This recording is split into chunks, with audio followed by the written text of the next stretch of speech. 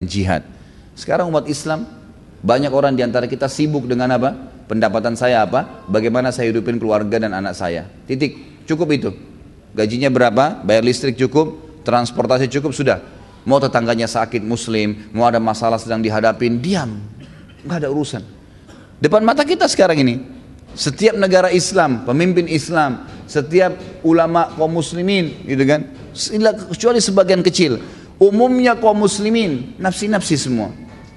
Yang penting dia aman, selesai. Mau yang lain kena, Jogja kena banjir, kena gempa longsor, kemudian waktu kemarin tsunami. Berapa banyak sih dari jumlah umat Islam ini yang menyumbang? Berapa banyak sumbangan yang masuk dibandingkan dengan jumlah umat Islam waktu itu? Kalau kita hitung persentasenya yang bantu pada saat tsunami terjadi, kemudian di Jogja, banyak yang terjadi masalah di Indonesia, memang ada yang membantu. Kalau diakumulasi total harta atau uang yang terkumpul itu hanya mungkin 2-3% dari jumlah umat Islam di Indonesia. Mana yang 98% nih? Mana yang 97%? Mereka melakukan peduli terhadap umat Islam? Sama sekali. Gitu kan? Jadi nggak ada. Betul pada saat ini memang kita sangat cinta dengan dunia, pusing dengan itu saja, terus saja, dan juga benci dengan jihad, takut mati. Ya, kalau sakit, siap mengeluarkan uang banyak.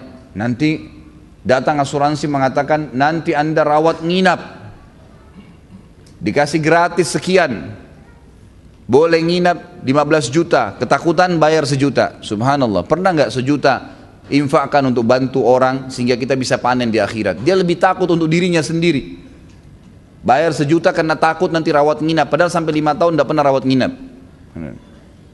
Kenapa nggak takut dengan dirinya kalau mati nanti, ya dia tidak bisa diselamatkan karena nggak ada ibadahnya? Bagaimana kita tahu 1 juta yang kita kasih daripada ke asuransi, lebih baik kita kasih ke jalan Allah yang menyelamatkan kita di akhirat nanti. Coba pikir ke poin itu, ikhwan akhwat sekalian. Jangan terus berputar-putar di masalah dunia yang tidak selesai-selesai ini. Rutinitas kita nanti akan ada akhirnya.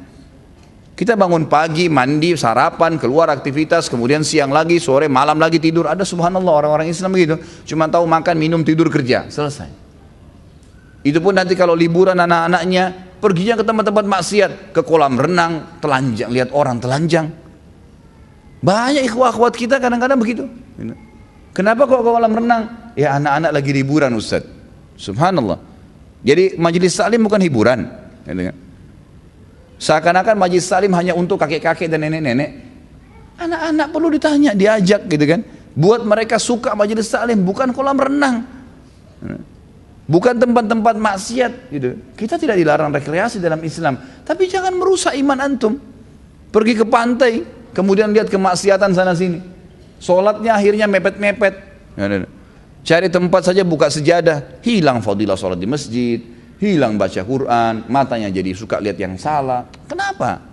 Emang kenapa kalau kita lakukan perbuatan-perbuatan yang tadi yang salah itu bisa merusak iman kita? Kan jadi lebih baik kita jauhi. Baik. Kenapa saya datangkan poin kedua ini, ikhwah akhwat?